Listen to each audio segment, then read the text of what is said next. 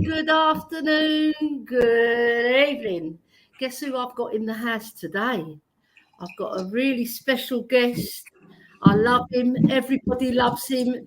He's the big man himself, the Irish Hotspur. He's here to join me on El Tel Cockerel. And how are you today, Dave? Are you looking forward to things?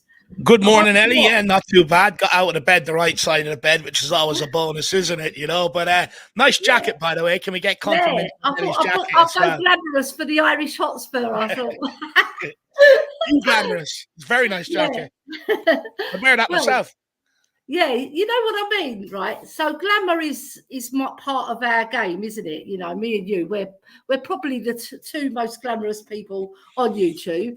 It goes without saying. Like you said on your show, am I sexy? And I said, yes, you are. So what we want to do now, Dave, right, I want to kick off with the big one, the North London Derby, because it's one of those games that gets everybody excited, but it makes everybody squeaky bum time as well, doesn't it? So I just wanted to get your thoughts on it. So I've just put the banner up. I've actually put AKA the scum. I'm not sure whether I'm allowed to do that, but I'm putting it anyway. Right. So what I wanted to ask you, do we twist or bust, or do we stick to Angie's philosophy? Because we know he's quite stubborn when it comes to that, don't we, Dave? Or do we need to tweak something for our biggest arch rivals? Look, being brutally honest, Angie ain't going to change. He didn't change going to the Emirates. You know, they asked him before in the press conference before the game at the earlier on in the season when we were heading to the Emirates, is he going to change? And he says, nope. And I don't expect him to change here either. Anyone that is expecting him to change, I think, look, it might not work out in our favour, this North London Derby, but at the end of the day, he's just not going to change. But you know what, Elly, I'm not really fearful of Arsenal heading into this North London Derby. You know, they lost, they dropped points in the title race there at the weekend. Yeah. They went out of the Champions League, and they've also got a game at the weekend as well. If they drop points in that game at the weekend, I mean, you know, it's open derby for North London. It's open season for North London Derby as far as I'm concerned, because they're going to have nothing left to play for. They're almost going to be on holidays. They could be out in the title race by the time we get round to that North London Derby. So for me, I'm not fearful of them one bit. You know, if we've seen, right, we can either go out there and be one of the worst teams in the world or one of the best teams in the world. And North London Derby off the back of Newcastle game, I'd hope we'll be one of the best teams in the world. But and he's not going to change a thing. You might see some changes in selection. If Richarlison's fit, he might come in, move some back out left. But in terms of tactics, going into this North London Derby, pragmatic, ain't going to happen. I totally agree. He's Greek like myself. We're bloody stubborn, us Greeks, I'm telling you. We will not budge for anybody. You know, you get us in a fight as well, we're going to give it some as well. But do you know what? I think Ange Postecoglou, I think he's really brave to stick to that philosophy, because he's had so many people come out of the woodwork and call him all sorts of names, from rival fans, from our own fans, saying that he needs to do in-game management, he needs to tweak, he needs to do earlier substitutions. These are all things, especially the earlier substitutions, that he can learn in my book, right? When you're 3-0 down against Fulham, for example, Dave, he done the substitutes quite late. So I will give my critique, but I will praise him for sticking to that philosophy, because it's worked everywhere he's gone. And some people say, oh, but this is the Premiership. He did it in the Farmers League. This is a man who's got 28 years management experience, and he was a footballer as well under Pushkas. So he knows the style of play he wants, and he believes in it. And I love a man or woman who believes in what they believe in, you know, and he does it with all his heart. And he can see things are not quite right, can't he, Dave? There's certain things in the game where, when he said about the remote control, and I've said this many times, I need the remote control to put my players where they need to be. Yeah. And my idea on that, what I saw in that, is because they lose their discipline. They're quite a young team. They lose their discipline within the philosophy that Angie's trying to instill into these young guns. Yeah. So what do you think about that, Dave? Look, in general, I think Andrew's right to stick to his philosophy. And the reason why I say that is, if he starts adapting and changing, right, it convolutes and sort of dilutes our summer transfer plans because some player might perform well in the defensive system and then the board will go, no, you don't need a player here. It's fine. We'll go here. For me, I think I'm sticking to his system. So it's blast and very, very clear to absolutely everybody, fans, recruitment team, and the owner, what we need to be able to make Ange Ball fully effective. I think that's what he's doing. Also, it makes no sense for him to change. We brought him here for his style, his philosophy, and everything else. It's up to us to give him what he needs. By changing, the players don't learn anything. The only way they'll learn, because in years gone by, they've been able to moan, cry, and get managers sacked because managers wouldn't change and stuff like that. Now that a lot of the old leadership group has gone out of the dressing room, some of these guys have no option but to play this way. And if they can't, they'll be gone. Now, what I would say is I do think once Postecoglou gets more of his squad, I think he will adapt. When you look at people reference Guardiola, Arteta, Klopp, people like that, they all adapt. They didn't in the first season. They came in and said, this is the philosophy of the football club. This is the way we play. You play this way or you're gone. When they've then when they've then got more of their squads together, that's when they've been able to implement different teams. That's when Guardiola's come in and said, right, instead of doing this, I want you to do this. But the reason why is because he trusts the players he's asking to do these things because they're his selections and stuff like that. Some of the stuff, if Postecoglou was to tweak stuff, I'm convinced maybe he doesn't trust some of the guys that are here. So for me, I think he's dead right to stick to his philosophy and not adapt and not change, just so we know exactly what we need heading into summer, because adapting and changing will suit us this season.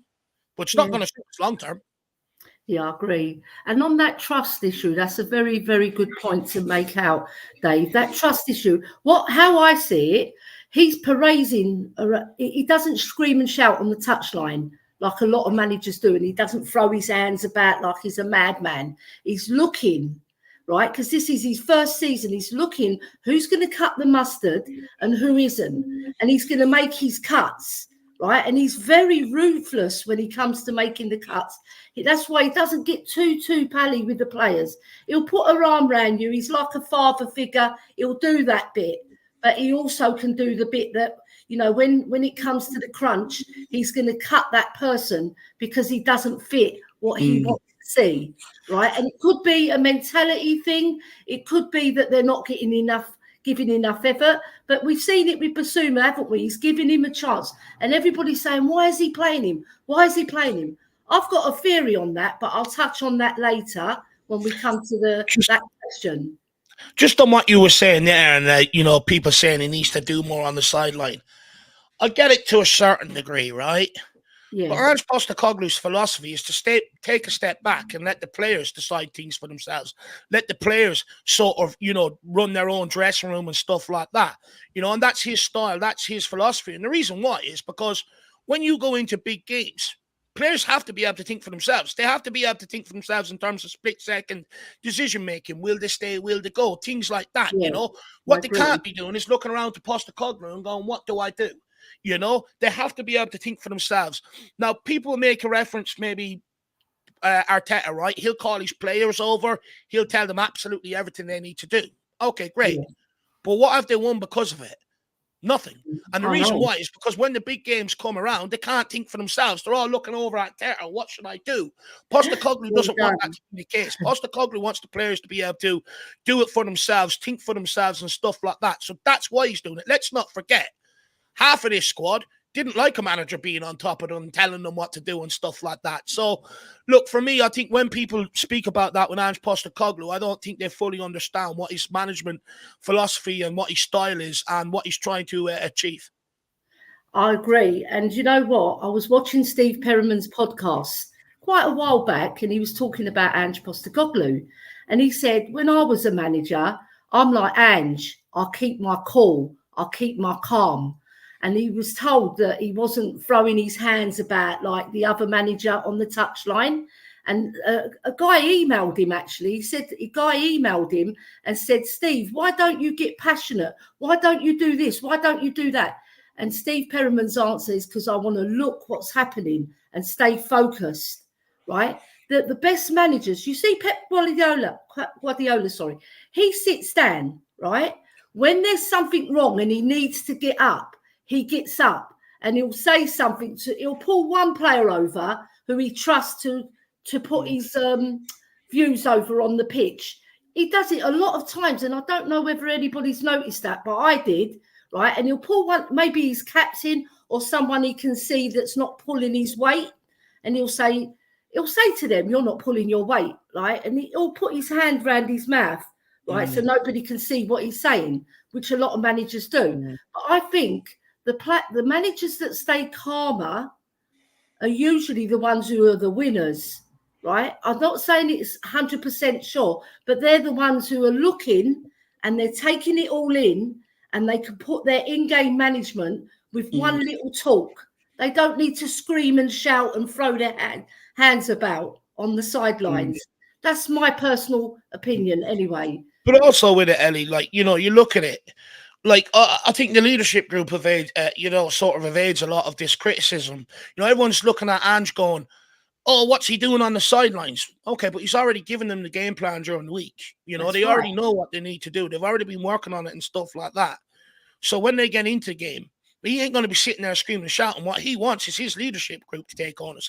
He wants Son to start turning around and either bollocking people or putting an arm around them, telling them to do better.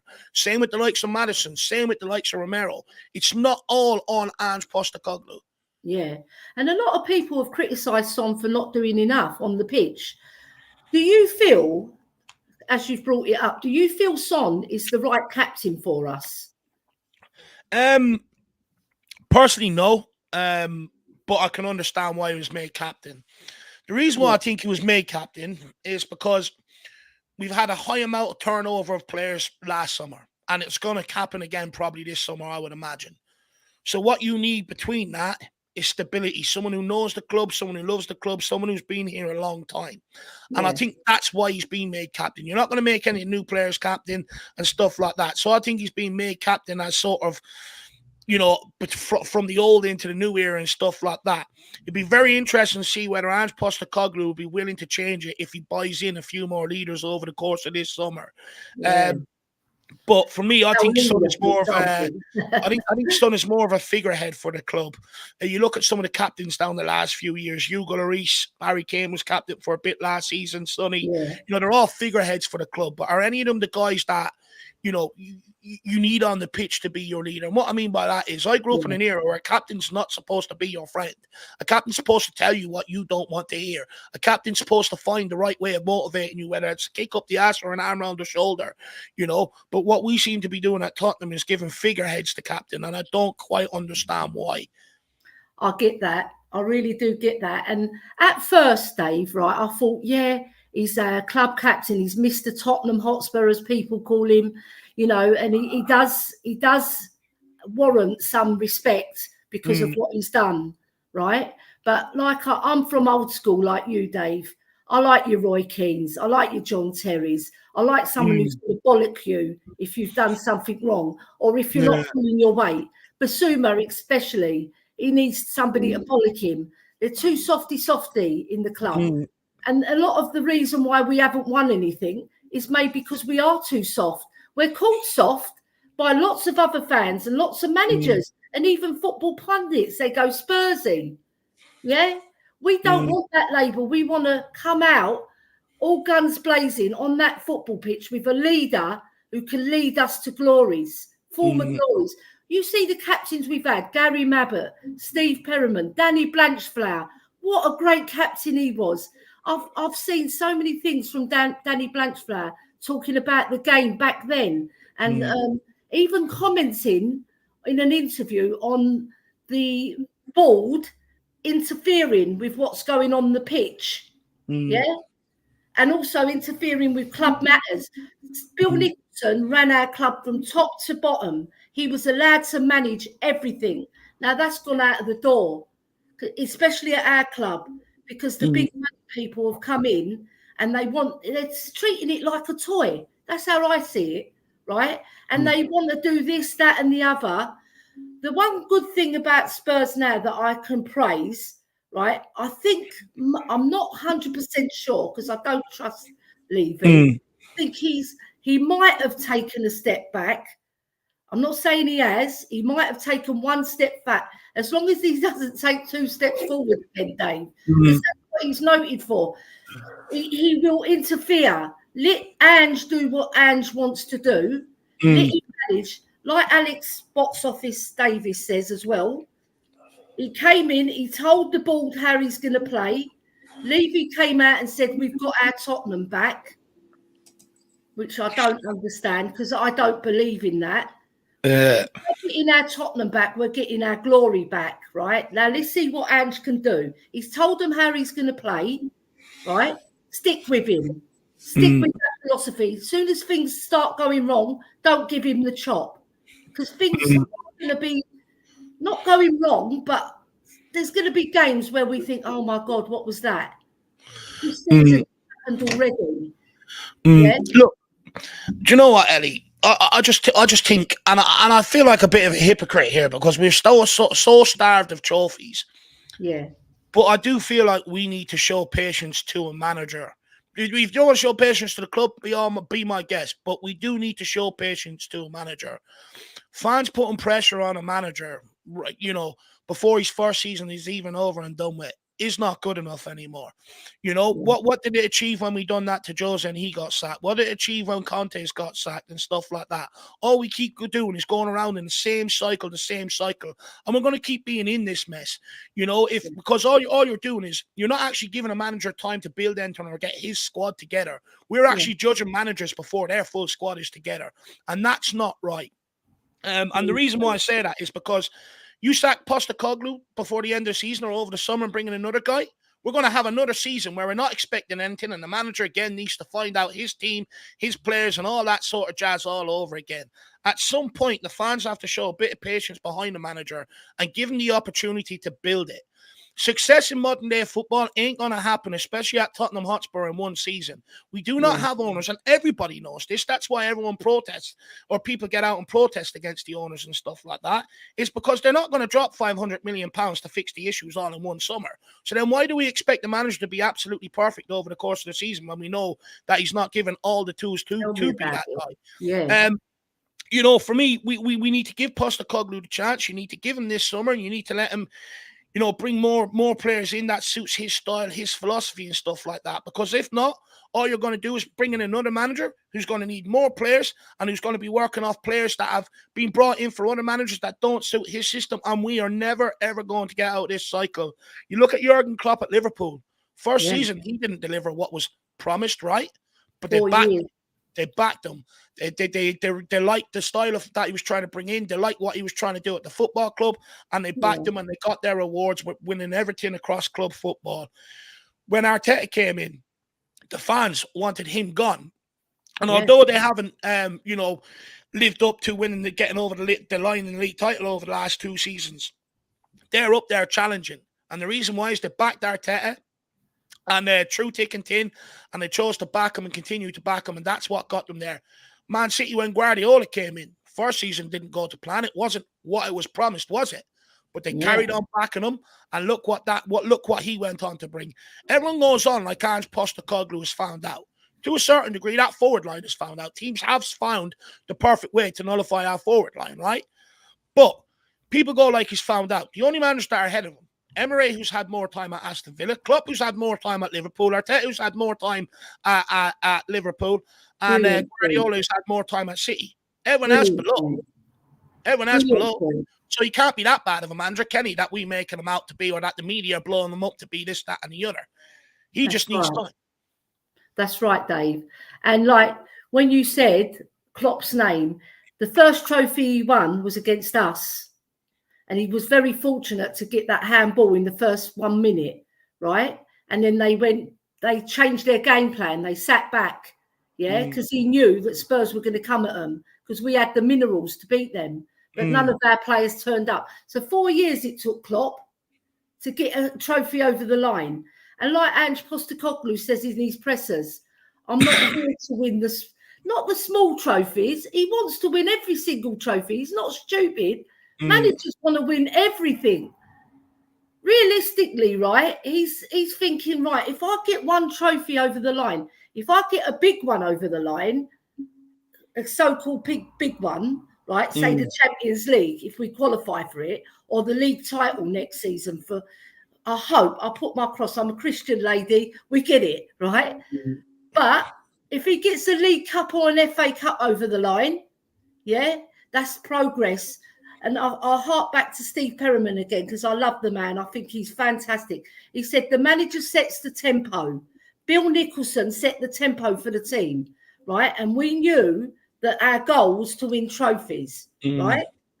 So if we get one over the line or two over the line, it doesn't matter. As long as we get one over the line, Steve Perriman's saying, because it brings the club up. It gives you momentum. It makes your club enthusiastic about the next season coming, that we can do better than that season. We've got one this season. Let's go for two. Let's go for three.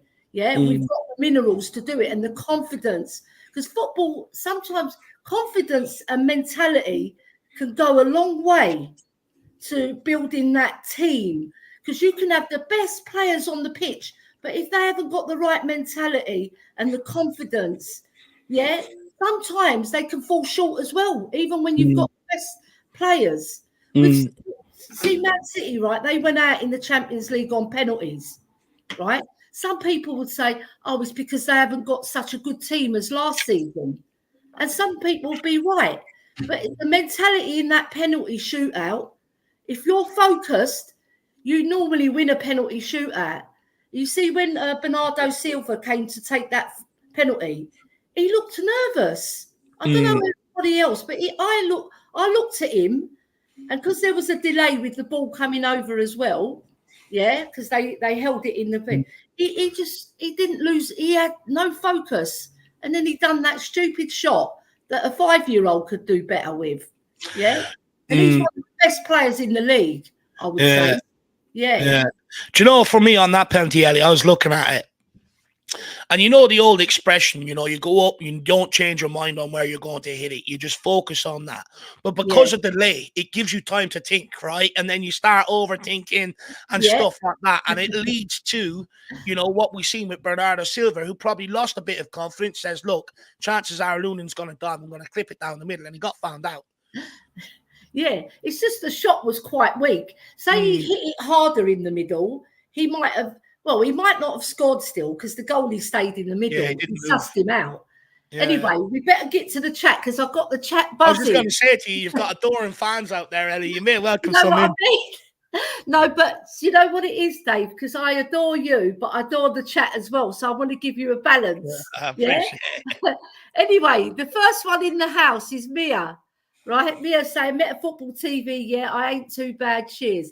Oh, no, sorry, let me scroll up. Because you're way behind. Phil P's the first one. I know, I've just got to scroll up, Dave. Just bear with me, because I'm useless on the computer.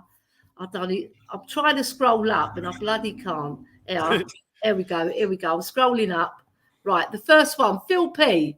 You're right, Dave. See, you're always right, Dave, aren't you? Right, hold on a minute. Let me just click on it. So, Declan Rice, I'm waiting for you at the lane. Ireland remembers. Yes. Yeah, and we've got the best Irishman in the house today. Yeah, I won't comment on that because we'll be here all day. And Grealish, by the way. You know, he's another one that donned the green jersey underage and everything else. Harry Kane. Do you know what, Elly? There's so many players that play for England that could have represented Ireland. Harry Kane could have, Wayne Rooney could have, James Maddison could have. You know, there's so many players. Yeah, true. And Destiny 5, he's got the number 5. Obviously, he's done that because he loves Queen Elly Hoybier. Look up Elly and my man Irish. Yes, come on, bring it on. Then we got Jishnu Raju. Tottenham should go all out for Frimpong. Yeah, very good shout there. Phil P, Coover WU, huge love, matey. What does WU mean? Don't ask. I ain't got a clue. Too early in the morning for my brain to be thinking like that academically. Just a harmless potato. Good morning, all. And we've got, Chrissy boy, Meta Football TV. Style is not negotiable. It is inherent to the manager from day one of theirs playing managerial careers. I agree. Yeah, totally agree. Meta Football, big up, Dave, and all in the chat. Nick saying, Welcome, Nick. Phil P waiting for him. Ooh, yes. I like the ooh rather than the woo. Phil P, Elly and Dave, surely Angie's style has evolved over the years, or was he playing inverted fullbacks 28 years ago? You know what? I wasn't watching him 28 years ago, but do you know anything about that, Dave? You think look, I know at Australia he played a bit of a different formation and that, didn't he? At Australia and stuff like that. But he ended up walking out of that job frustrated because he couldn't do what he was doing stuff. Look, I do get what Phil's saying. You know, obviously it wasn't the same 28 years ago, but you know, people are going, we want him to be, I don't know, what, more pragmatic or whatever. More pragmatic. People didn't like that under Conte and Jose. Spurs fans won't tolerate that for long periods of time. Look, when it comes to the likes of inverted fullbacks and stuff, I get what he's saying, but for me, you're only going to see little tweaks within the system when he's players that he's confident with, that he can trust to do what he asked them to do. Until then, he's going to keep playing this way. Simple as. I agree. If I like it or not, he's going to play this way. So. Right, and I don't like to take you back to that AC Milan game when Romero got sent off. It was a tragic game, wasn't it, Dave? And we were all at the stadium, all of us. The Irish contingent were thriving, like really looking forward to the game. It would have been better to go and watch Bohemians that night, Elly. You know what I mean? Right, it was rocking. We were all rocking. We were cheering on the team, and then we fell flat.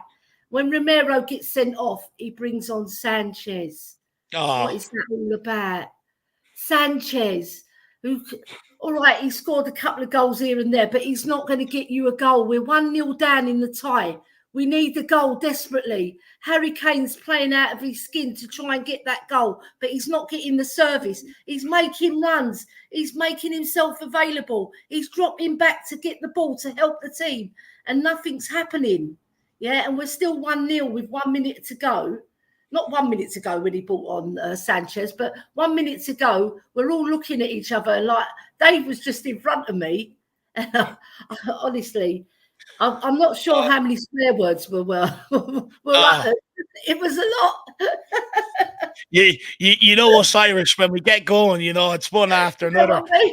Honestly, after that game, there's people in front of me applauding the players off, and I was just standing there, boo. You know, I was booing them off the pitch, you know, because I didn't think it was acceptable. And they look round at me, and I'm like, what? You think I have to find that acceptable? You know, I ain't. Look, they don't deserve to be applauded off the pitch today. I'm all for one for happy clap, and I get accused of being a big happy clapper. I'll happy clap them when I think they deserve it, but I ain't going to stand there and clap them off after being knocked out of Champions League without giving it a real go. Yeah, true. And I remember Dermot from THFC Till I Die. Big shout out for THFC Till I Die there. See how I slided that one in? Right. Dermot interviewed me at half time, and like my face, it looked like a wet fish. You know? I looked at myself and I thought, oh my God, Elly. Right. But I was telling the truth. Right. I'm not one to tell a lie. Right. If the player's playing pants, or an individual is playing pants, or our team are playing crap, I will say it. I'm not holding back. I'm Greek. I'm saying it as it is. You know what I mean? Anyway, let's go on to the chat because we're falling behind here. So just a harmless potato. It's all for psychology. Is it a style or branding? Klopp FE is not jumping around the touchline like he did in the past, but the branding is in place. Same happening with Ange. Sorry, when I read lots of long way, I sometimes trip over myself. So yeah, I agree with that. You know, like I said, there's no need to jump around, parades and see what see what's going on, and then try and put it right. Yeah, and I think he's got more right than wrong. That's what I would say. Yeah, because we're sitting in fifth, so we're not far off the mark, and I think we're 13 points off the top, if I'm correct. Yeah, so 13 points. It's like 4 wins and a draw, you know, and we could have got more wins over the line when you think about it, Dave. So I've already met Mia, welcome Mia, Spurs between the lines, you know what I mean. Mia, hello everyone in the chat. Mia saying, please smash the like button. Of course they should. And if they don't, why not? Phil P, Nick, I'm waiting for you too, but it's all it'll be to give you a big old hug. Woo! Yes. Don't give him too much of a hug. You've got to save some for me, Phil P, you know, the handsome boy. I shared some chips with you, Phil P and his boy at the Antwerp Arms that we go to, and we really did enjoy the game. But we absolutely paid pants against Brighton. We were shocking, but we managed to win the game. It was a miracle. But you know that feeling after that final whistle's blown when you think, phew, we got past that one, and we were bloody lucky. Because Brighton are really good football inside, I must admit. Right, so Nick Collison saying Phil P, yeah. Right, so next one, Phil P. To be fair, I don't mind if a manager is intense or quiet and thoughtful. What matters is how we play and how we win. Yeah, very true, very true. Yeah, as long as we get the result, you know. But I do think there's some substance in the first season, them looking at what's going on and who's going to be cut and who's going to not be cut. Who's going to be his general as well, you know, out of the players that we got? Or do we bring a general in to manage that captain's armband? Because it might be Sonny, might be the captain in, how can I put this? Just as a face, right? But he might have another one, possibly Romero. Some people are calling out for Romero because he's tough. Or he brings in a new player like Paulinho. Yeah, if we get, he could be a good leader. There's many players who could be our captain, but out of the current crop, I think maybe Bentancur would be the best bet. I don't know though. He's quite vocal on the pitch, and the only other man I can think of is Højbjerg, but he's going to leave because although he's sort of Marmite, he is quite a good leader. I think, in my opinion, he's got leadership qualities, but that might be disputable amongst a lot of our fans. But yeah, what do you think, Dave? Because I see you're egging to go. Do you know what? I think for me, the only guy that I think is suitable to captain is Vicario. But I don't want to go down the route of another goalkeeper being captain again, you know, because he can't affect things on out pitch.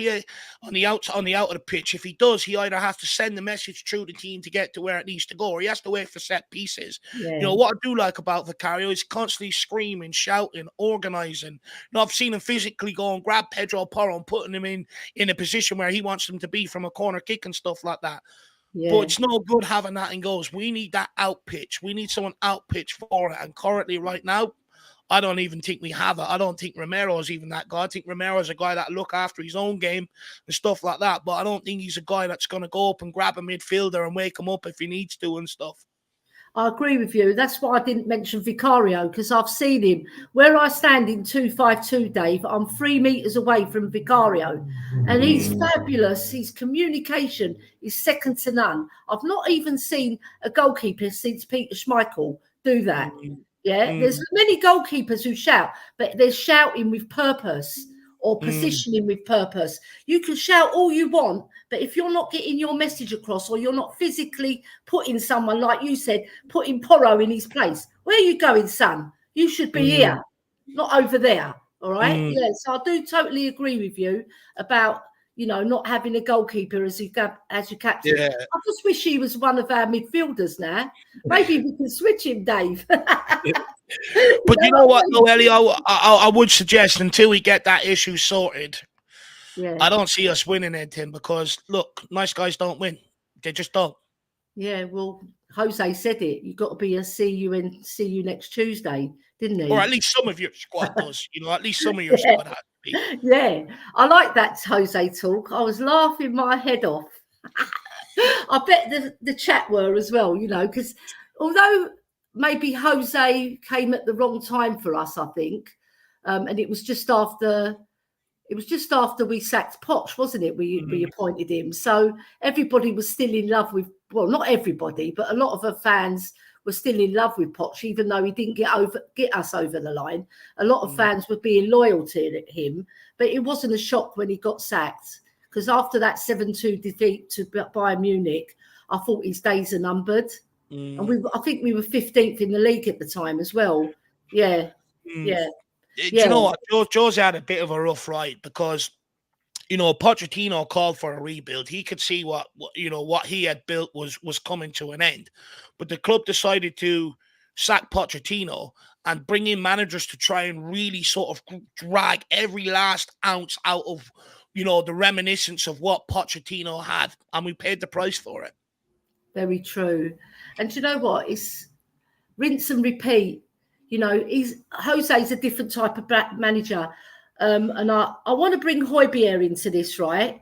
Because a lot of people, they say they don't. I have to, because I'm Queen Elly Højbjerg, and I, right? So I have to make a show a little bit about himself, right? So in that first season, Højbjerg was absolutely stunning. What a fabulous season he had, right? In terms of getting us moving, the crunching tackles. When we played Brentford, he scarred all his leg and he's trying to get off, and Jose's trying to pull him off, right? And Højbjerg saying, "No, I'm going back on." That's a warrior there and then. That's when I actually fell in love with Højbjerg before as a footballer, not as a man, right? Because I don't fancy him, contrary to belief, right? He must be sitting there, is he? No, he's not around. No, I don't think, unless he's hiding under this table. Right, but he was fabulous. And in the second season, he was very, very good as well with Bentancur. Once Bentancur came, they had such a good understanding in a two-man midfield against 3 and 4 men midfields. And they were still holding their own. And we finished 4th, right? And then the third season, obviously, it sort of went a pot with Conte. And even though he was an ever-present under Conte, because Conte only dropped him once against Wolves, I believe, and then he reinstated him. But then he had Winks and Skip playing with him a lot.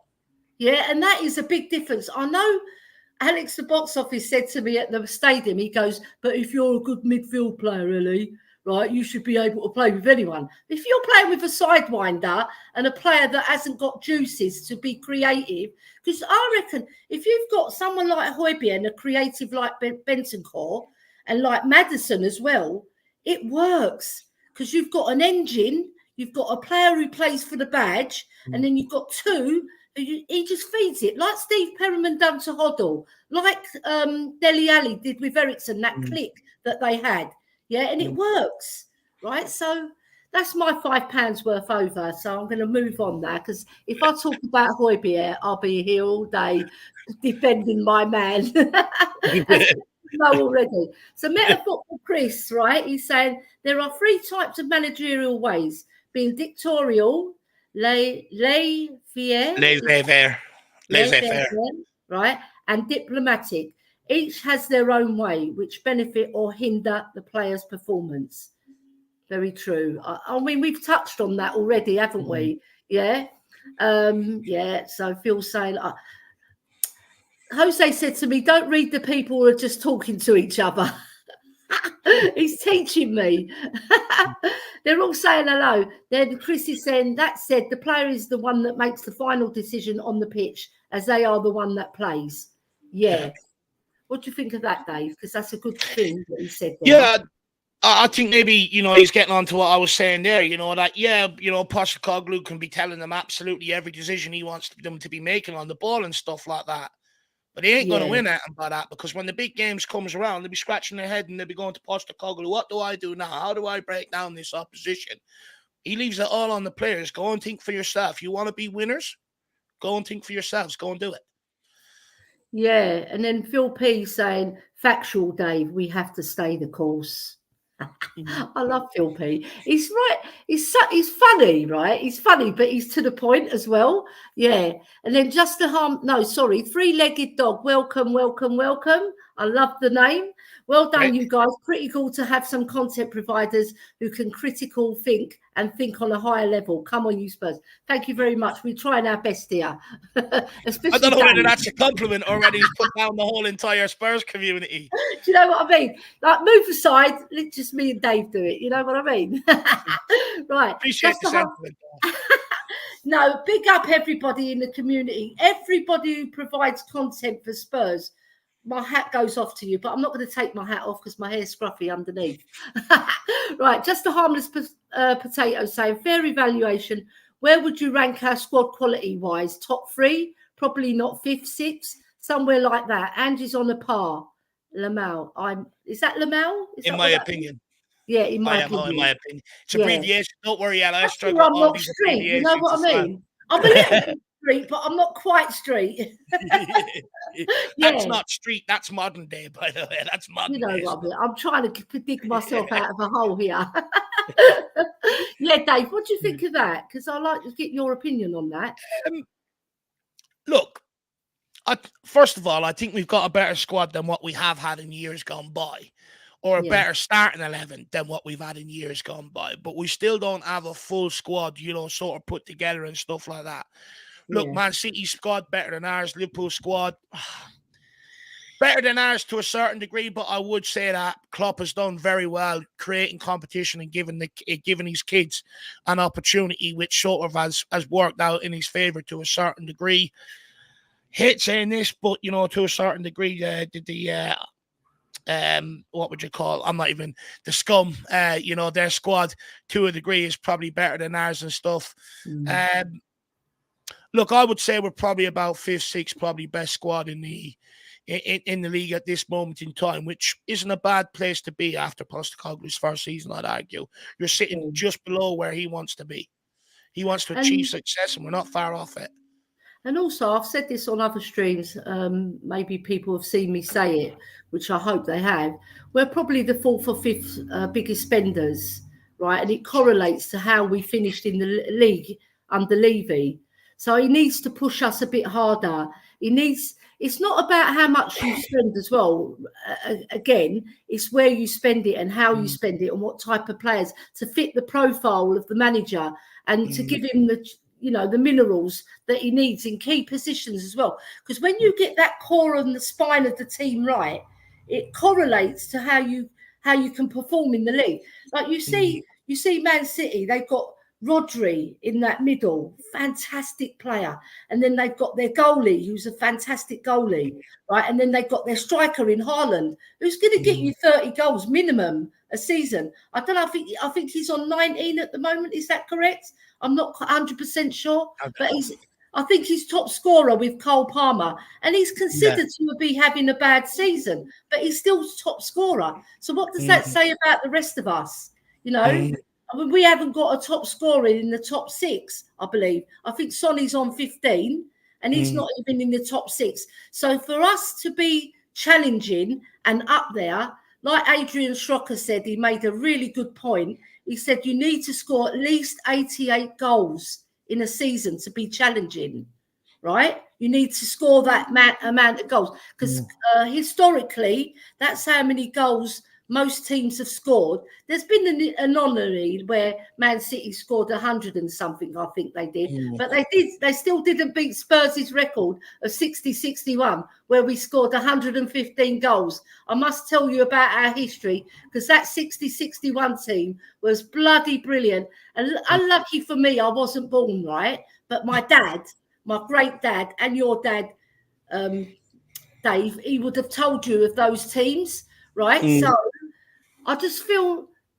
we need to get back to our roots, and we need to get back to our high scoring as well. Because when we were really, really good, we scored a hatful of goals, but we also kept them out more at the back, right? And my brother put it right. My brother Boo, he said it's high risk reward, Elly, right? You play high risk football to get the reward, and most of the time it has been rewarded, right? We've seen we're 5th, but we've been 4th, we've been top as well. So that high risk reward can pay dividends, right? But it relies on a lot of players playing at their peak, and we've seen a drop in form, right, with a lot of our players, which brings me to the next banner, right? So I want to get this one up. Here we go. Son and Basuma, their form this season. Dave, over to you. Let's discuss that. Look, I'll start with Son. I think Son has done fantastically to fill in and try and fill the void, and pick up the slack, that when we sold Harry Kane, that was going to be there. I think he's tried his absolute best to that degree. Fair play to the guy. He's filled in up front, even though he's not a natural striker. Many in this fan base will tell you he's a striker. When you look Yeah, back over the last 9, 10 years of his career, and he's always played off the left wing. It's only at Tottenham where we just repurpose players, and we keep doing this all the time, and it drives me mad. We moved Eric Dyer from a right back to a centre back, or to a centre mid to a centre back. Ben Davies from left back to left side of centre back. We've got to stop doing this. It doesn't do us any favours whatsoever. It's okay throughout the course of the season if you get injuries and all for him, the guy to step in. But we have to stop repurposing players and buy specialists in them positions. When it yeah, comes to Son, I've made this argument more or less all season. He's not a striker. With a striker against high lines, he's fine. But teams ain't playing high lines against us anymore because they know if you sit back on the edge of the box, Tottenham don't have the guile to break down numbers. We'll take the ball. We'll go and hit you on the counter. The reason why is because Johnson, Werner, and Son all want the same thing: space in yeah, behind. They ain't yeah, getting it at this moment in time. With a striker, it's completely different to a winger. A striker has to play with his back to goal. He often has to fend off 2, 3 people to get grip of the ball, lay people off. Sometimes he has to be able to get turned, spray people in. Which, by the way, everyone goes, Son's not a striker, or Son's a striker now because he can't play left wing anymore. He's too old for it. No. Let's have a proper conversation about that. yeah, Some stats off the left wing are nowhere near the same because he doesn't have Harry Kane feeding them. They had one of the best partnerships in the Premier League, the most profitable partnership in the Premier League. And the yeah, reason why Son's stats are affected off the left is because he doesn't have that partnership with Kane. It's the same reason why Kulu's numbers aren't the same off the right-hand side either or anywhere near it, because we are struggling without that focal point up front. Being a striker is a complete different game. You also have to be disciplined. You spend large periods of the game without the ball. But what we see with Sonny, he gets frustrated and wants to drop. He goes back to wanting to be that winger, that creator. When in retrospect, sometimes some would be better off just sitting on the last shoulder, waiting for these crosses to come in and be more disciplined. But the yeah, problem you've got when Son's up front, they'll all have to be low crosses across the box. Very easy to read, especially if the winger doesn't get on the outside of his man and put it across. You get a different guy up front, a guy that's more stronger, that has the capabilities to hold people off. You then have a difference of attack. You can cross balls. You can play them in from different angles and stuff like that. With Son, true. can't do that. And it's a big problem. Big Yeah. problem. Yeah, I agree with you. Now, I've added Maddison's name to that because I know you've got not a beef with Maddison, but you do call him out. And a lot of fans are scared to call out Maddison because he's supposed to be our key man in midfield. He's our creative. But I'll over to you, Dave, because I want to get your opinion first on Maddison. Oh, Heavy breath. look. Heavy sigh. Again, I don't think Maddison's being helped, because we don't have that proper front guy, that proper target guy. And what I mean by that is Maddison is always having to either move the ball on 5 yards or feed it out wide. But he doesn't have that point of difference where the striker can make a run. He can pop it over the top. He can cross balls in himself, stuff like that. But at the same time, I hear a lot of arguments going, oh, we're not getting Maddison's into the right position. It's too blocked up centrally. He can't operate. Well, I'm sorry, but for me, what attracts me to great players is guys that can manipulate and operate in very tight spaces. Guys with a bit of je ne sais quoi, a bit of flair. Zinedine Zidane, Ronaldinho, guys, you could have 2 players on them and they'd still come out with the ball, and destroy them and stuff. That's what attracts me to great players. Players that can do that, manipulate the ball in tight spaces. We're playing in the Premier League here. We ain't playing in the National League. We're talking about the Premier League. You're going to be tightly marked. Teams are going to look to sort of close down the space that you operate in. But it's about you having a football brain and being able to adapt to that and stuff like that. With me, I think Maddison is playing well within himself. Even if he does drop back to get the ball, okay, great. But then why are you giving it back to Mickey van der Ven? Mickey van der Ven's giving it to you in the first place to get turned and go and make something happen. But you giving it back to Mickey van der Ven and jogging off. Go and get me Winks back from Leicester. He can do that. He was expert at it. Absolutely expert. 100%. When it comes to Maddison, I also don't think he does enough in the final third, Elly. There was a game a couple of weeks ago. I see Maddison pick up the ball twice, and I was screaming for it just before he'd done it. So he must have been listening. But I was screaming. I was like, why do we have to take 5 passes to get the ball out to the winger? Why can't Maddison just pick it up, and drop it over the fullback's head onto the toes. And people will go, oh, Dave, that's harsh. I'm sorry. I've seen Modric do that time and time again in the Tottenham jersey. Time and time again. I've seen Eriksen do it time and time again in the Tottenham jersey. And this is where Maddison has the responsibility to make our front play a bit more expansive. Rather than just moving the ball 5 yards, he needs to pick up that ball and start dictating what we're doing going forward. And my problem is, I don't think he's done it enough. And I've called it out for quite some time. And people think I'm being harsh. Well, what did I say? I did say Maddison needs to pick it up or he's at risk of not going to the Euros. Yeah. Cole Palmer, Phil Foden, Jude Bellingham, people like that, Declan Rice. He ain't getting in ahead of any of them. There's now limited numbers on that plane and he ain't performing, and that's purely on him. And what I want from Maddison is you look how Phil Foden affects games week in, week out for City, or the majority of games. Bellingham, the same for Real Madrid. Even when he was at Dortmund, he was doing it. Cole Palmer for Chelsea this season. Oh, no. Why am I not seeing that from James Maddison? That's the true test of a great midfielder. Someone, or a great attacking midfielder. Someone who's at it most weeks. And unfortunately, Maddison ain't. He's off it more than he's on it. Yeah, do you know what worries me a lot as well, Dave? All of that is completely 100% true. What worries me, when he's pulled off his attitude, right? He's probably thinking, why is my manager taking me off? This is what I think's going through his mind. When there's Højbjerg on the bench, when there's Skip on the bench and they can't do what I do. But what they can do is bloody give a shift, yeah? They're not as skillful as you, but they'll play for the badge and they'll get on. And you've seen it with Bentancur and Højbjerg came on against Fulham when we were 3-0 down. They completely changed the makeup of that game. And then they came on recently again together and we were rocking the midfield. We took control of it against Aston Villa, right? It was just a different kettle of fish, right? So Maddison's got to ship up, or he might even be the one who's going to be shipped out. You never know. I don't think he will be. I'm not saying he will be, but if he carries on this attitude, right, and Ange Postecoglou, he's very ruthless when he comes to his cuts. I know he won't do, because obviously he's that club signing and he has got minerals, yeah, but he's just not showing them at the moment. He's getting on that pitch. He's getting heavily marked. Like you said, he passes back to VDV when he can turn on the half-turn. We don't want a Harry Winks. We want a Maddison. We want a Maddison who can affect games, who can make us tick. And this boy, he can make any team tick when he's on form. But at the moment, he's not showing his true colours. And obviously, with the heavy marking, it's not helping him. But that's where great players find space.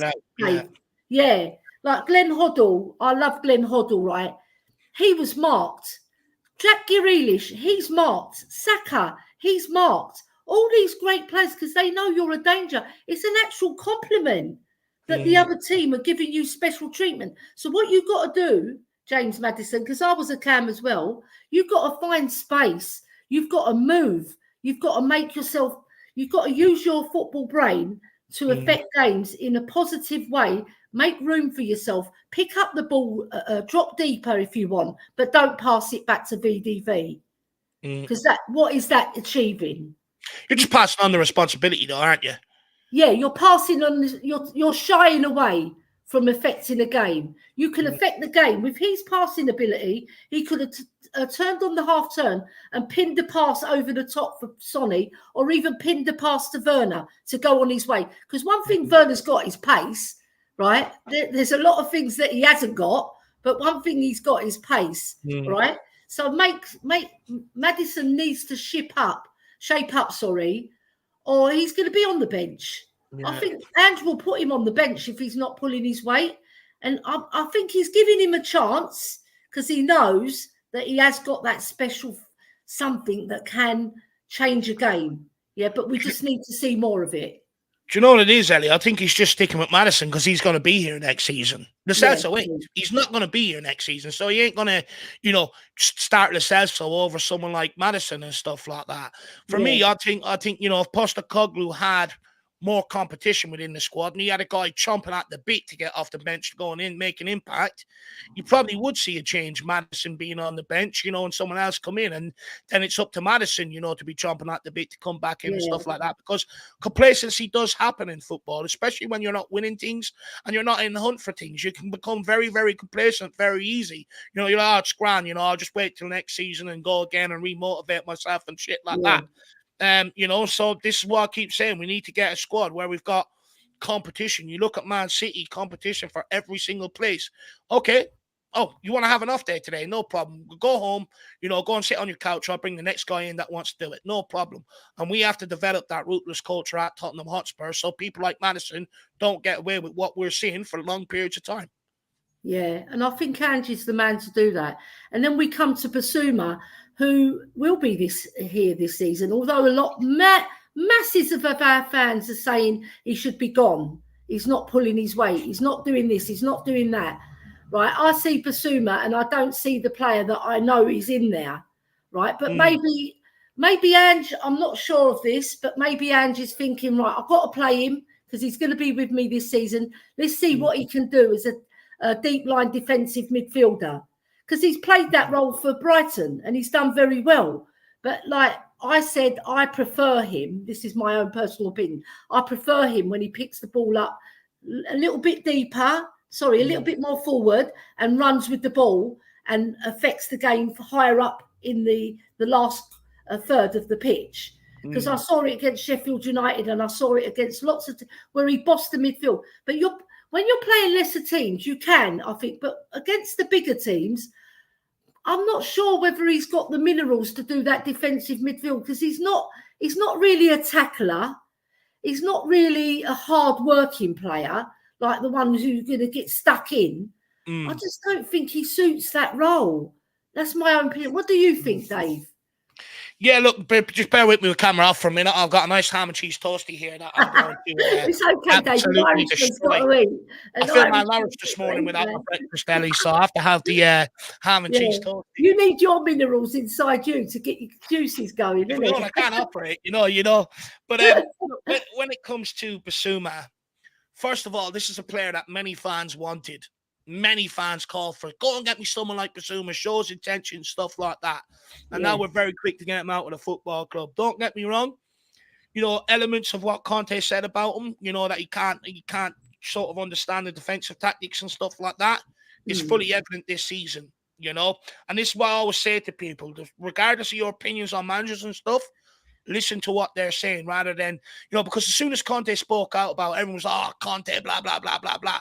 But there's some stuff that he did say that still ring true to this day. Players can't play under pressure, all this. But when it comes to Basuma, I think he started off fantastic.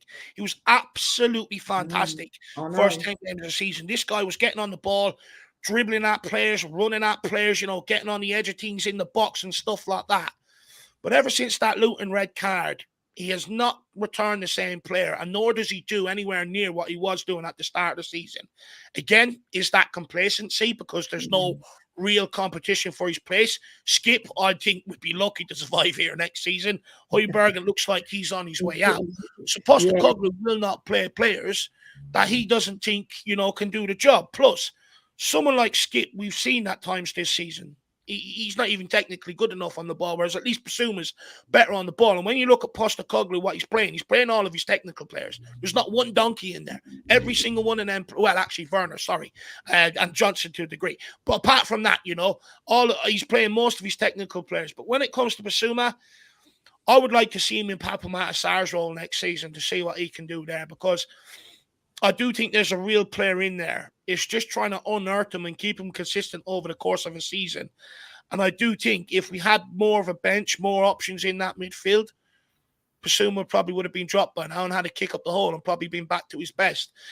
So for me, I get the frustrations around Basuma because he's not doing anywhere near what he was doing at the start of the season. But at the end of the day, he's going to be here next year, and Postecoglou's going to persist with him. Yeah, I agree with you, right? I just think he needs a kick up the backside if Ange kicks him up the backside, he won't get up because he's a strong man.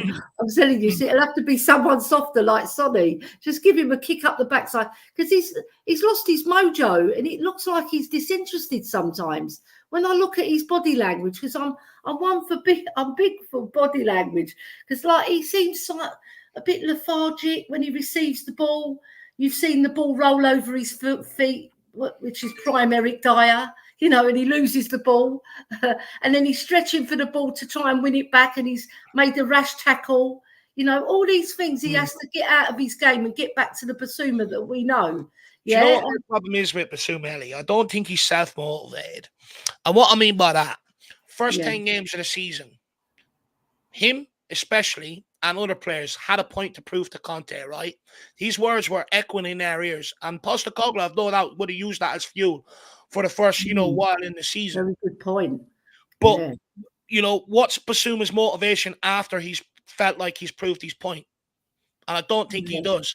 And I think he's very lazy at times as well. How many times has he been caught, not tracking the runner or tracking back and stuff like that? No. For me, I think he's a bit lazy, and that transcends then on the ball. That's why he's not dribbling. That's why he's not, moving the ball to a different angle to create a passing lane. Sometimes he's just standing there in the middle going, move for me, guys. Sometimes it's up to you to get on the ball, move it 10 yards to the right-hand side to create a passing angle and stuff like that. Yeah. And I think he's becoming complacent and lazy, and I do think he needs proper competition for his place. But in itself, that's dangerous because what Postecoglou wants is players that are self-motivated. He wants players that want to be at their best every single day. He wants players that look at their last name on their jersey and want to leave a legacy for his wife, his kids, and everything else. That's what he wants at this football club. Personnel like that. Is Basuma that sort of person? I'm not quite so sure. And this is only me hazarding a guess here. This is my opinion. This isn't facts or anything like that. That's just my opinion. I don't think Basuma is that sort of guy. I think he's more happy-go-lucky, go with the flow. If it's going well, it's going brilliant. If it's not, it's not. But I don't think that guy is self-motivated over the course of a whole season or has the general motivation to want to be successful, leave that legacy. I think he's just more than happy to be there rather than have leaving a legacy. I'll get you. I totally get that, Dave. What a fantastic point. I just hope that he gets the motivation and somebody sparks him into action. In this last 6 games, we need people to stand up and try and get us that top 4 because 5th ain't getting you Champions League. Now, that's another thing, Champions League or Europa League. I personally want to go Champions League because I like the music. I like the new format. I want to be a part of it, Yes. I love it. And when they bring out the football and they wave it about, I love it. And like you're in it to win it. And a lot of people say we're not ready to win it. But it's the experience of the players as well. And maybe we can attract a little bit of a better player, because we've got Champions League. It goes with the territory. I'm not saying it does. I'm just saying maybe. Yeah. I just love that music, Dave. It's fantastic. I don't want to hear the Europa. That's pants, that Europa music. Whoa. What's that all about? You know what I mean? Right, so we've got Jim in the house from Just a Boy Who Loves Spurs. Well, it's just a guy who loves Spurs. Morning, Elly and Dave and everyone in the chat. Lovely, lovely. So Destiny's saying, PSG have got great players. A fallout at the last hurdle, always due to mentality. Maybe they are changing finally. Yeah. Well, we're going to see, aren't we, when they play? Right, so the semi-finals, when are they getting played? Is it in the next 2 weeks? Is that right? The semi-finals? Yeah. Well, do you know what? I'm going to move on from the Champions League because this is a Spurs channel. Just a harmless potato. Yeah, the City fans made him nervous. But one thing I want to touch on, right, which is one of my banners, right, and I've only got 25 minutes left, Dave, so I'm very mindful of the time. I want to include this before we come to the North London derby. Yeah? Harry Kane and Eric Dyer did the biz. Come on, take it away, Dave. Tell me what you're thinking. Oh, look, I was absolutely delighted Arsenal got knocked out. You've seen many of them sitting there trying to spin it. Oh, you should be following us, because so we can help you get Champions League and all. It's like, okay, but if the role was versatile, you would be betting against us. So let's not pretend here. Let's not do all this wishy-washy stuff. There's rivalry in football, and that's the way it is. Let's not stamp that out of the game first and foremost. when Yeah. it comes to Harry Kane and Eric Dyer doing the business, look, what I would say is Dyer in the first leg tried his best to hinder Bayern Munich. He didn't close down Saka. He just allowed him to score a goal. And, I couldn't believe it. I was watching the game on TNT Sports, and it was like 39 minutes in. And they were like, oh, Dyer's still, he's just trying to find these range. Excusing the guy. It's like 39 minutes into a game. Should have that after 9 seconds, let alone 9 minutes or 39 minutes. But look, do you know what? Fair play to the guy. Second leg, absolutely outstanding. So fair play to him in that regard. Oh, Harry no, Kane. man of the match. Yeah, man of the match. I couldn't believe it. Couldn't believe it. Harry I Kane, know. first leg, of course, scored. Second leg, I wasn't at the races 100%. But look, Yeah, at the end of the day, Arsenal are gone. Cry more. Yeah, cry more Arsenal. We're a Spurs channel, so we're going to give it to you. Yeah, and I loved all the memes that were coming out. I was splitting my sides, especially like what is it, Artichoker, Bottle Jobs FC, Italian Bottle Jobs. Everything was coming out, and I like that one with is it DT, who's at Arsenal Fan TV? Yeah, I think his name's DT, or is that his name? I think it is. No, not Troops. The white guy who went to prison. DT. Yeah, DT. I love that one when the little kid goes, I won't say the word because it's rude, right? He goes, where are all you Tottenham fans? Come on, let's be having you, whatever he said. And then the little boy comes out and says, hey, motherfuckers. Yeah. It's my first game and he's crying, yeah. I sent it to Theo yesterday and he sent it to the Arsenal fans who he works with. It was so funny. But yeah, the game went really well for us as well, didn't it? Because you've got Eric Dyer, who's like the nemesis of Spurs in the last 2 or 3 seasons when his form dips really drastically. And then you've got Harry Kane, who's the the king of Spurs, but he's a prince at Bayern Munich at the moment because they didn't win the league, obviously, by Leverkusen. But if he can deliver the Champions League to them, I'm sure they'll forgive him. Yeah, maybe the Bayern Munich fans, they might be a bit harsher and they might say, oh, well, he didn't deliver. But next season, I'm sure they'll be back on the wagon, back on that train. And Harry will have his Champions. Well, he'll have the Champions League one going into the Champions League, and then he'll have the league medal. So all those Harry Kane haters who don't like him, there's not many. There's not that many. There's loads over the summer. Yeah. Well, when we played Shakhtar Donetsk and he scored 4 goals, I was thinking to myself, I hope he don't leave. I hope he don't leave. Who's going to score our goals? And it's proven. If he was playing in this team, we would be top of the league, I would say. I'm not saying 100%, but we'd be there or thereabouts with these goals. I think we'd be a lot closer in the title race for sure. We'd be a lot closer because we would have had a lot more goals from him and he would have created more for Sonny. Because Sonny's on 15, don't get me wrong, that's a good total, but they've been sporadic. It's like 2 here, then a gap, then 2 there, then a gap. It's not even I don't like calling it a purple patch. What I call it is inconsistency in your goal. But Son's always been like that, though. If you go and look at his numbers, even his Golden Boot winning season, he'd have a period where he's fantastic, then drop off a little, and then have another period where he's double up. Right. Yeah, you're right. You're right, Dave. Now I want to get to the big one now, because if I read out all the chat, I'm going to be here forever, right? So I do apologise, everybody, but we've got to cover the North London derby, yeah. So let me just bring that up, right? So what I want to know is what would be your starting 11 versus Arsenal and your score prediction, Dave?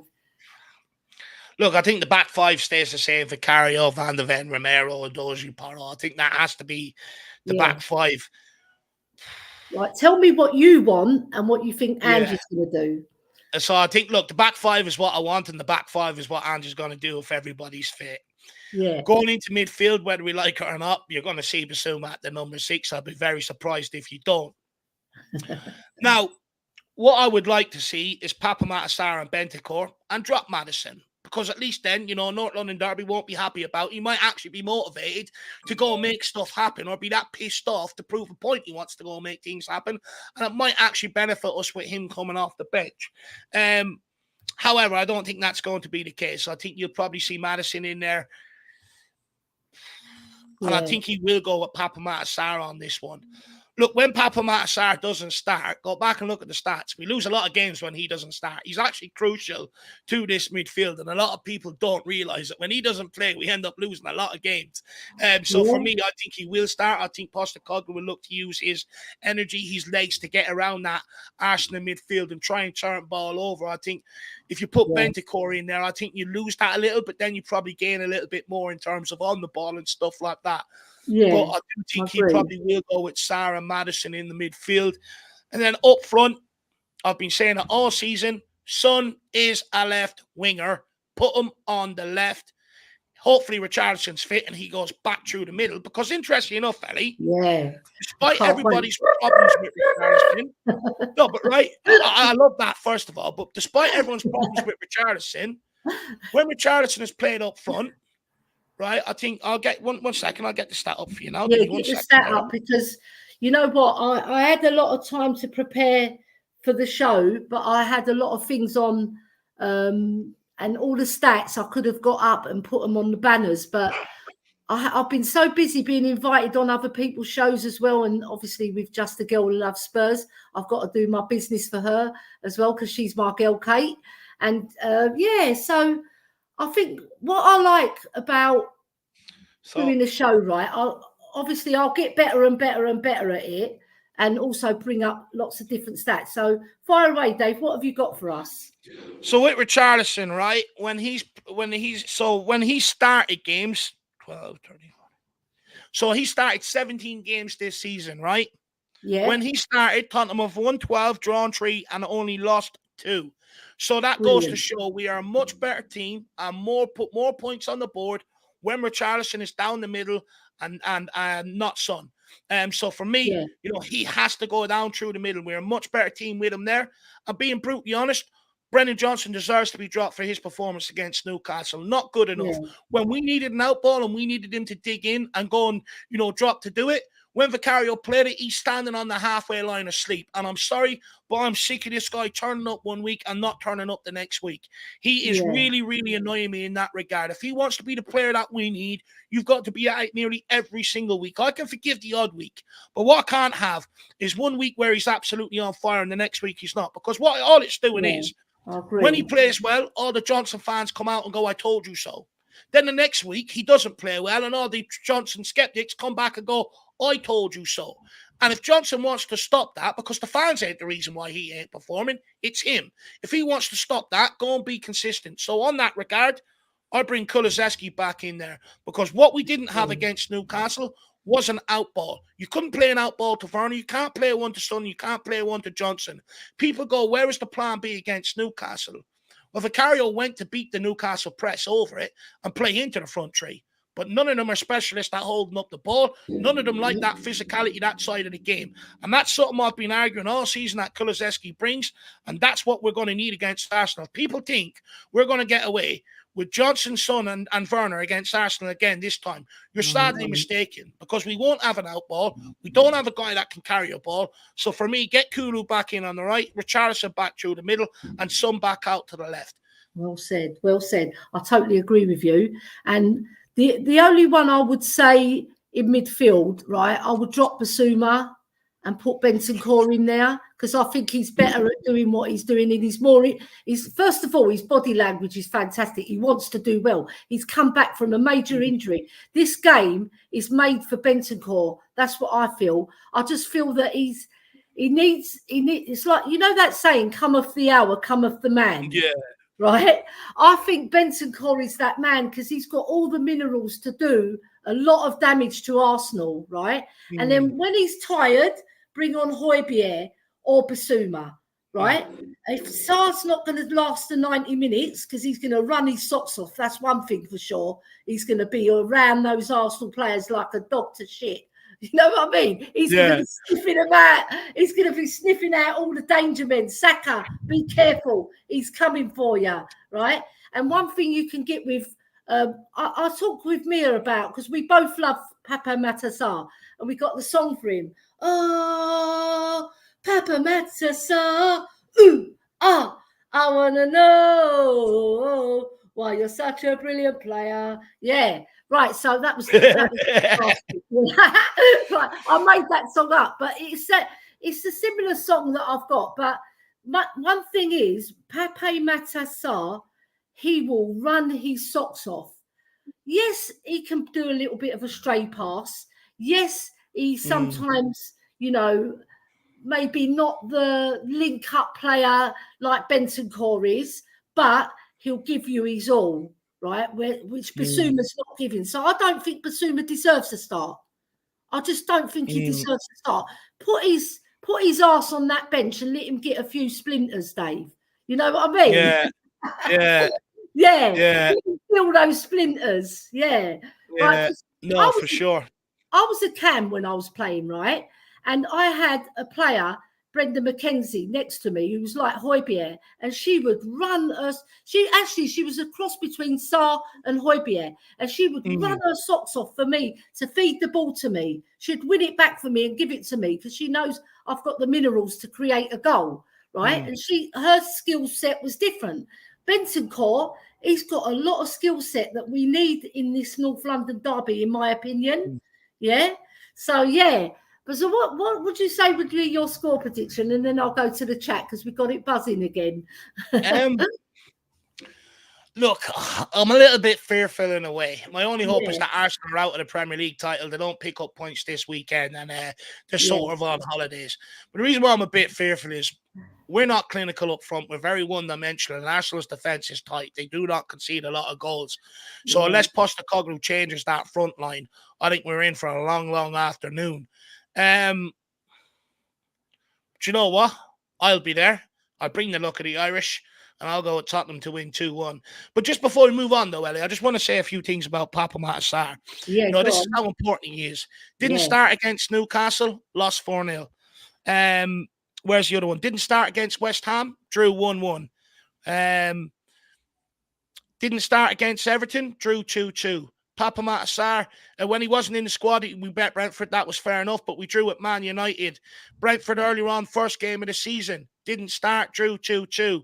Wasn't available against Aston Villa, lost 2-1. Not available against Man City, drew 3-3. So there's a recurrent team there when Pape Matar is not in the team. We don't win games. He has to play.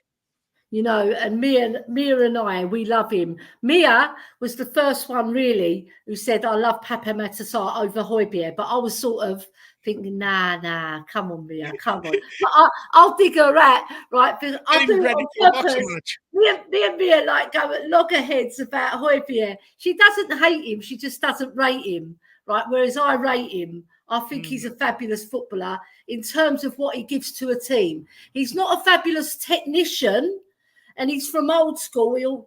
I have to big my man up, right? He'll receive the ball and he'll take 2 or 3 touches before maybe he gets it under proper control. Yeah, but when he does, and he's been asked to adapt his game, he sometimes makes a mistake when he's moving the ball quickly, right?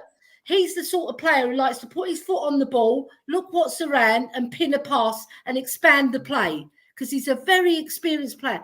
Now, I like him off the bench. I don't want him to start. I prefer Bentancur, he's my favourite player in terms of technicality. He's even more, I love him even more than Maddison, because Maddison, I've gone cold turkey on him a bit. You know what I mean? Do you know when you go into the fridge and you've got a lovely bit of turkey, right? And that's Maddison. And then you go the next day and it's all rinsed. That's like Maddison's performances. You get the scragging. Do you know what I mean? You know he can provide you with that brilliant performance, but he's just not doing it, right? And Bentancur, whenever he's played, I've seen lots of little things that he's doing that I think that's the old Bentancur back. All we need is his match fitness to come back, but he's not going to get that unless we start him. Right, I don't like him off the bench because when you're sitting on the bench, right, you get a bit stiff, right, and then you're looking around at the players not playing well, and you're still not getting on early enough. Now, Bentancur, he must be thinking on the bench, why is my boss not bringing me on mentally? Yeah, come on, bring me on. I'm begging to get on. And when he gets on, especially against Fulham with Højbjerg, they were fantastic, and they've got that understanding together because they played for 2 seasons nearly together. right? And you could see that, right? But I prefer them. I prefer Højbjerg on the bench and Bentancur to start. And then if it's not working, then bring on Højbjerg. Not Skip though. Don't just leave him on the bench. Getting those splinters. He have plenty of splinters. Yeah. So we've only got 9 minutes to go now till I have to join Kate. But what I want to do is touch on some of the on the chat. So we got just a harmless potato saying, I've read an article on The Athletic about Andy's style at Celtic. He used inverted fullbacks, wing backs, but I don't think the system is being applied the same way The Athletic described. Yeah. Look, at Celtic, it was a lot more effective and a lot more scrutiny on the tactics because, he was killing teams. He was absolutely killing teams up there. The forward line were all over the place. They were scoring a lot of goals. They were walking into Ibrox, beating Rangers. And, in them Old Firm derbies, you're not even allowed fans anymore now. They're changing that next season. But, Celtic weren't allowed to bring fans to Ibrox, but yet their players still rocked up there and, were destroying them and stuff like that. I think the reason why there's so much on Postecoglou's tactics right now is because we just don't have a good forward line. We just don't. We could sit here and pretend we do, but we don't. And until that gets rectified, there's going to be scrutiny on absolutely everything else behind it. Yeah, when you look at what Postecoglou brings and his system, and what he done at Celtic, it gets you into the final. It gets you into the opposition's half. It keeps you in there for long periods of time. Two things that are missing. One, we don't turn over and hunt the ball like we did in the first 10 games, which is absolutely crucial to the Postecoglou system. Yeah. That is not happening anymore for various different reasons, but it's not synchronized and it's not happening. Second of all, no point in having possession. Postecoglou will tell you himself, he's all about possession with a purpose, which is possession and going and scoring goals and killing teams off. We're not doing that. When you don't do that, you keep the opposition in the game and you give them belief. And that's why we're being caught at the other end. And everyone's going on about the back line. Even after Newcastle gone, everyone's going on about the back line. It was the forward line that got the ball picked off them 3 times that led to 3 of the goals. That's on the forward line. It's not always on the back line. It's not always on the midfield. But the forward line has been found out. We're not clinical enough. We don't rip teams apart. We don't destroy them. We look for the one goal, the same goal every single time. It's too one-dimensional. Until we, get to the summer, I think you're going to see more of the same. But once that clicks, I can guarantee you, no one will be talking about the inverted fullbacks. No one will be talking about anything else. Yeah. And you know what? I like to pick up Richie here because he is a fantastic presser of the ball high up. And he works his socks off. Maybe he's not the perfect striker to get us those 30 goals. Maybe he's not the perfect footballer who can control the ball and turn. But one thing he's fantastic at is pressing. And when you brought the stats up when Richie's played as well, right? We are better with him, right? Because like my brother Boo said, it's high risk and reward, right? You press up. You all press up as a unit. You press up as a midfield unit, and then you push a high line, right? You're getting hit if you don't do all those 3 compartments are not working in sync. If you're all working hard and you do the basics that Ange Postecoglou's asking you to do, press the ball, press the ball, press the ball. Don't switch off. Right. And that's what he was saying about the remote control, because sometimes they're caught out of position. They're inverted. But then when you're out of position, you've got to revert back to what you like holding that back line. Yeah. But they don't. They're caught napping. And we saw it against Newcastle when Isaac held his run because he knew he was going to be onside, because you can't be offside if you're in your own half. And then he just ran through. And unfortunately for us, Mickey van der Ven, who does the mopping up, and invariably stops about, I don't know how many goals he stopped. I can't put a number on it, but it's quite a high number that we've avoided because of Mickey van der Ven. He falls on his arse on his back and they score a goal, right? So that's the high risk and reward bit, I think Van der Ven's come out for a lot of unfair criticism after the game. And I know a lot of it probably stems off what Rio Ferdinand was saying on TNT Sports after the game and stuff like that. One thing that I don't see anyone talking about is the yellow card changed the way Van der Ven could play. If he didn't have that yellow card, he could have got touch tight to Isaac. He could have got closer to him, which means then he's not allowing him the space to chop in, chop out, and send him on his ass. You know, and that comes down to the referee not being fair. Dan Byrne done the exact same thing, pulling down a counter attack, and got away with it scot-free. The referee, instead of booking him, he goes to him, how's your hairdresser? You know, how's your family? What you having for Sunday dinner? And all this jazz, right? You know, how's the mother? But when it comes to Van de Ven, it's like, there you are, yellow card, you're booked. I know. And I feel sorry, you know, I feel sorry for the players in a way, because I'm one of them. If the referee's against you, then you're gonna go out and take your own retribution. But then anytime they do, the referee books them and punishes them for it anyway. So it's sort of like they're caught between a rock and a hard place at this moment in time. But that yellow card changed the way Van de Ven could get touch tight to someone like Isaac. Very, very true. And we've got Jose joining us. Hello, Jose. Or is he? He's in the back room. Or is he? Are you joining us, Jose? Yay! Hello, Jose. Mr. Garcia, senor. Good afternoon, King and Queen. How are you both? Good afternoon. Yeah, we're having a lovely show here. We're chatting away. I've got behind in the chat, so probably Jose's coming to tell me off. But you know what? When you've got Dave the Irish Hotspur on, that's all you need, really. It's my fault. I can't stop talking. Yeah. You know what? When I'm with Chang, right, I'll let him go. When I'm with you, I'll let you go. Because at the end of the day, you've got some interesting stuff to put into the, you know, to this content. It's fantastic, isn't it, Jose? Brilliant. Yes, it certainly is. Yeah. No, sorry, I just popped in to say hello because I've been away working all week. So I'm working today, but I'm back home. I'm not on the road. So nice. I just thought I'd pop in and say hello. And I'm enjoying this. Well, I've only just watched the last few minutes because I'm on a lunch break now. So I've only just watched the last few minutes. But well done, you both. And thank you very much. I've enjoyed it so much. Thank you to everyone that's joined the chat. Yeah, thank you everybody that's joined our chat. And I'll read out a few more while we're at it before we end the show. So we've got looking forward to meeting Jim, just a guy who loves Spurs and Kate, and I suppose Mia. I love that. Mia, don't worry. You know, when they meet Mia, they're going to be very surprised because she's such, you know, when she's on screen, right, she's very fiery. Like, she'll say what she wants. She's the same, but a bit of a softer version, I would say. But maybe it's because it was me, you know, because we have got a good understanding. Yeah. So then, Elly, are you wearing a fur coat? Yeah, not a fur coat. It's I wouldn't wear fur. It's what are they called? Like faux pas. A gilet. Oh yeah. Gilet. Yeah. I thought I'd go all French, you know, because PSG. It's like a lady of the manor jacket. I like it. Yeah. And obviously, this Steve Perriman hat, this is the one I wear, and we've never lost a game. Well, tell a lie. We lost to Aston Villa, but did I wear it that? No, I didn't wear it. We lost to Aston Villa, and that's the only game that I've been to that we've lost. All the other games we've won at White Hart Lane. So obviously, I'm. What happened to your King Hoddle hat, or what happened to your Hoddle hat, your Glenn Hoddle hat? The one you got signed by Glenn. It is in a case, like you said. Put it in a case. Because otherwise they get tatty or they get spilt on them. And it fades and stuff, Right, so I've got to end the show now, but thank you very much for everybody joining the chat. So where can we find you, Dave?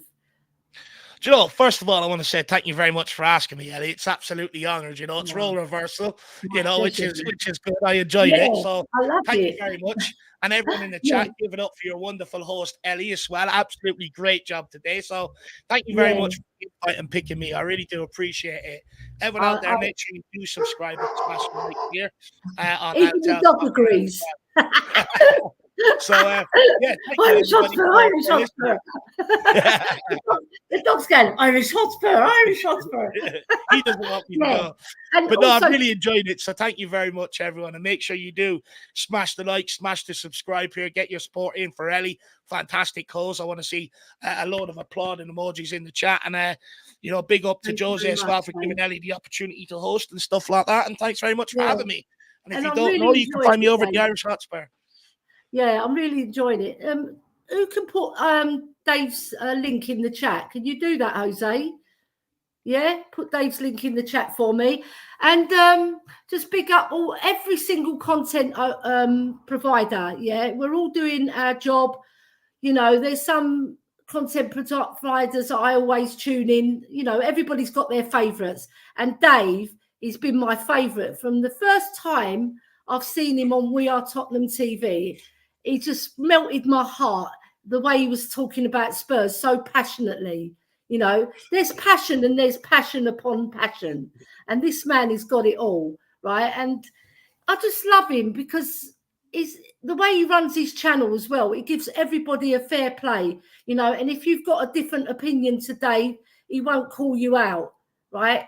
I'm not going to go there on other channels, but you know, he's such a gentleman. And with Jack, I must mention Jack as well, because what a great gentleman he is as well. And I always harp on about that West Ham game we went to where we won 3-1. That was fabulous, wasn't it, Dave? Right. Yeah, so it was fantastic. Yeah. All we got to do is get your link in the chat now. So yeah, so I've really enjoyed today. It's been brilliant. And having Dave on is an honour, Dave, honestly, from my heart to your heart. It's an honour to have you. There we go. Please support Dave at youtube.com/@the Irish Hotspur. The Irish Hotspur, so it is. As I say, I phoned Dave up and I always open with "What will the day for you?" But he said, no bloody Irish people say that. Anyway, thank you very much for joining us, everybody. I'll leave you. Hold on. Yeah. Please remind everyone, Eltel Cockerell, 4 o'clock this afternoon, prediction show. It's a bumper predictions because we're including next midweek as well, because there's games between now and next Friday. So it's a bumper one. So please join at 4 o'clock. Yeah, because there's all the FA Cup games as well included in that, isn't there, Jose? There's 2 FA Cup games, but there's games next week on Tuesday, Wednesday and Thursday. Yeah, I saw that. So game week 34 encompasses them games as well. Yeah, so make sure everybody gets their scores in either on the prediction show or you send them to Jose through WhatsApp or Messenger. Well, however you do it, get them over to him because you don't want to lose that. And actually, Jose, you're still top of the league, aren't you? Yeah, Yes, just about. You're Man City and I'm Aston Villa. I'm fourth. Just about.